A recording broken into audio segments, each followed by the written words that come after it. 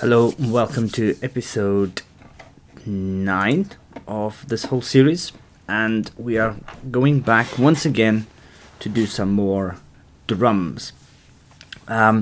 Because we have been using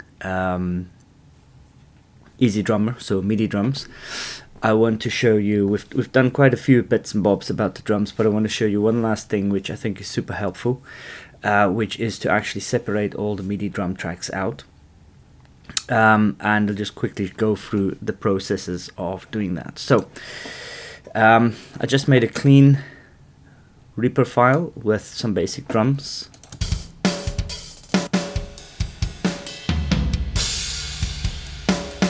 So what we're going to do is, firstly, I've already done some of this, but we are going to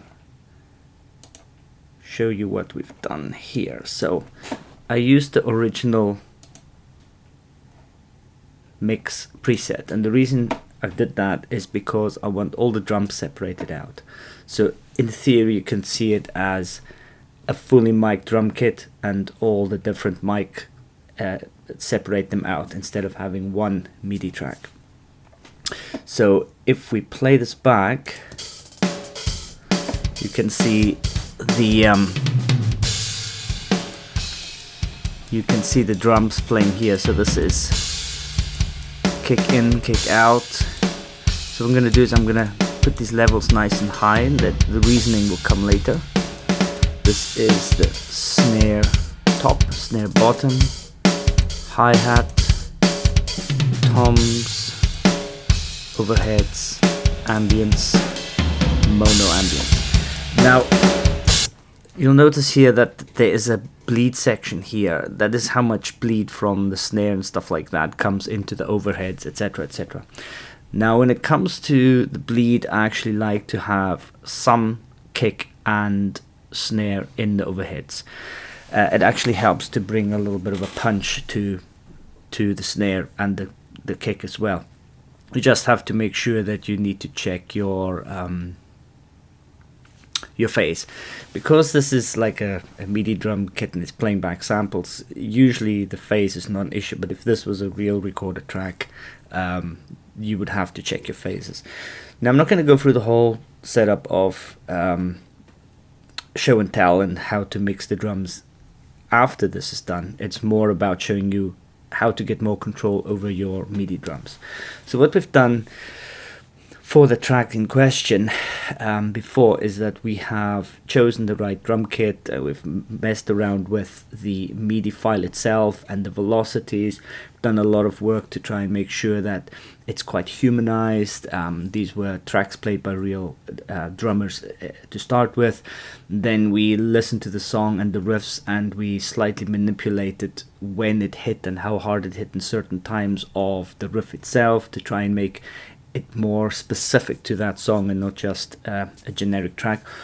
All these efforts with using drum MIDI tracks do help to try and make it a little bit more lifelike drums instead of some robotic MIDI sampled track. So this is one more thing that we're going to do to get more control over the final mix. So imagine all this is done. You've went into your MIDI files, you've manipulated each MIDI hit to taste, to the riff, to the solo, to everything that's going on. You've done all that work. You're now sitting with the MIDI file that you're happy with the kind of drum sound that you're happy with. You revert back in either Easy Drummer or SSD or whatever drum package you're using, and you use the drum kit that you want, but you kind of take out all the effects. So what I mean by that is you just have as if you mic'd up the drums themselves, and this is roughly what we're replicating here. So what we're going to do now is show you how to quickly get these drums to sound, to separate them out as if they are separate mic tracks. So we've got kick in, kick out, so that's basically the mic in front, mic on the beater, snare top and bottom, the hi-hat, the toms. I wish the toms were all separated out, because actually realistically you should EQ and compress each tom separately, or at least the rack toms from the floor toms should be separated out. The overheads ambient mic, so that's the room mics essentially, and an ambient mono mic, so that's usually a mono room mic. So we're going to separate them all out and then bus them. So the easiest way to do this is to actually have them all, so don't mix them in here, you all have them have a good tone level.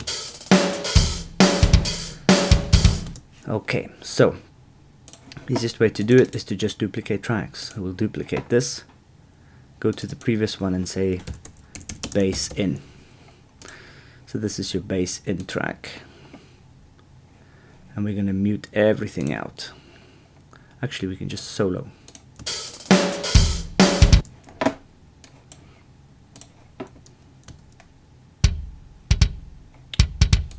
Okay. And then all we need to do is realistically is freeze it.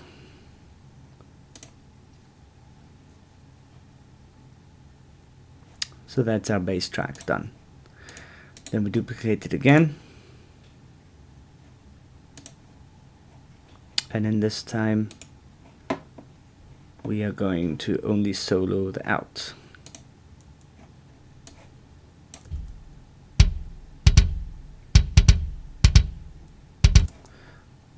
And we freeze it.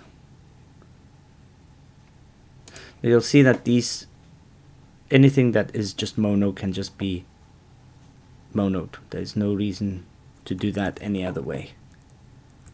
There's no reason to have something in stereo that's not needed in stereo.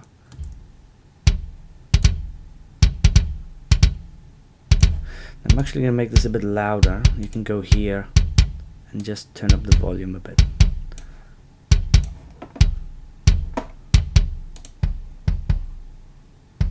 Okay.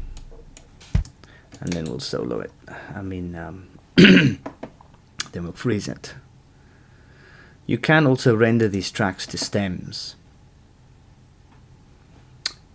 which is what I usually do. But in this case, so this was bass out.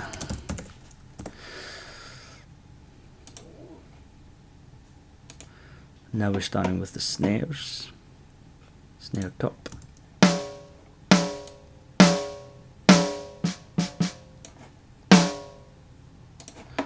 Okay, freeze it. Now the snare realistically, because it sits in the middle, it can be monoed. And it would be, on the mic it would be mono anyway. So this is snare top.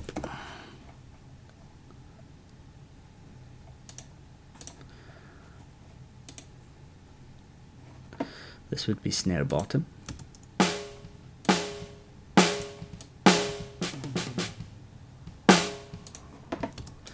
And we'll freeze it.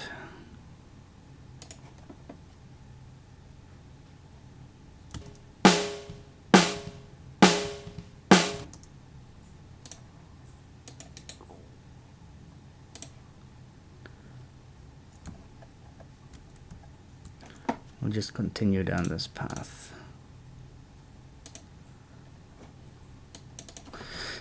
Make sure you rename everything.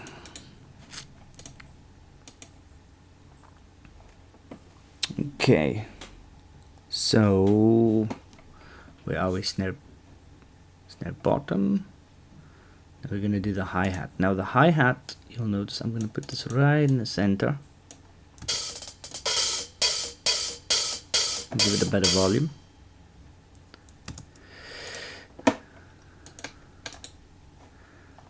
But I will make this one stereo.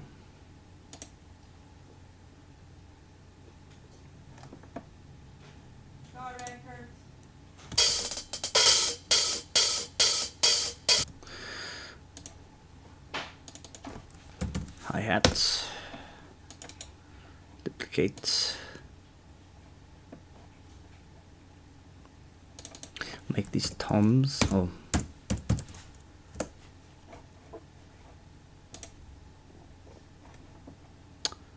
Solo. Any toms here? I don't know. Let's see.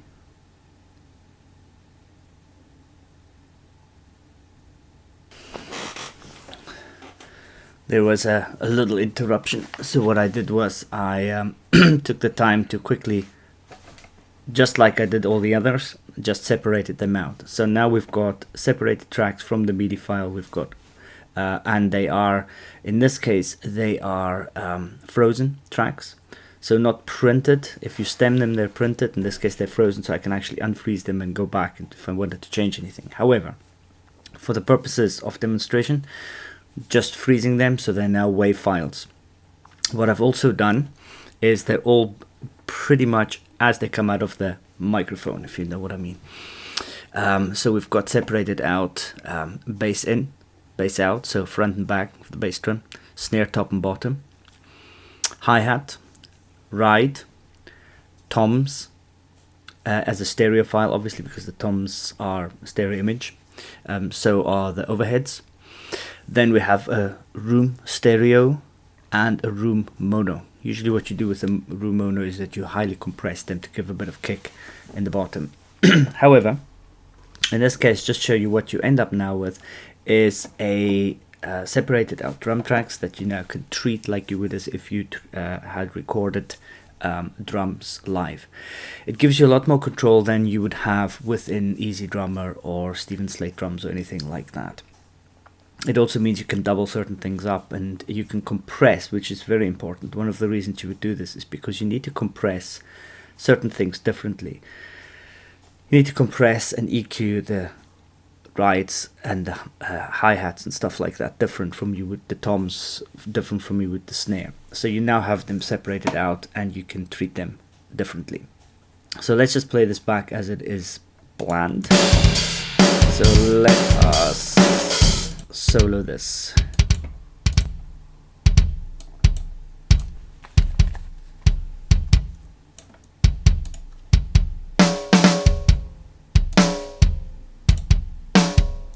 And as you can also see, I have routed them all towards a drum bus, so the drum aux, and they do not send themselves to the master at all.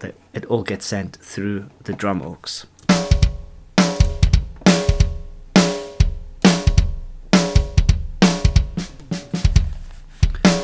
So now we can start blending things. I've not even done any EQing. I don't think I'm going to do that now.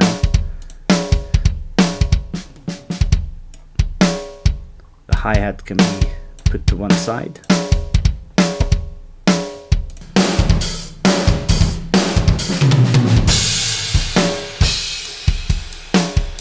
So we have hi-hat, ride, toms. The ride all the way to the right. So what I like to do is I like to have the hi-hat and the ride separated out of the overheads. And the reason is I like to have the ride to be really come through the mix, and it doesn't always do that if it's part of the overhead samples. So I actually had to take one track and make it Easy Drummer. I had to put it into Stephen Slate drums because Easy Drummer doesn't allow you to separate out the ride. So I separated out the ride using Stephen Slate. So this is what the ride sounds like by itself.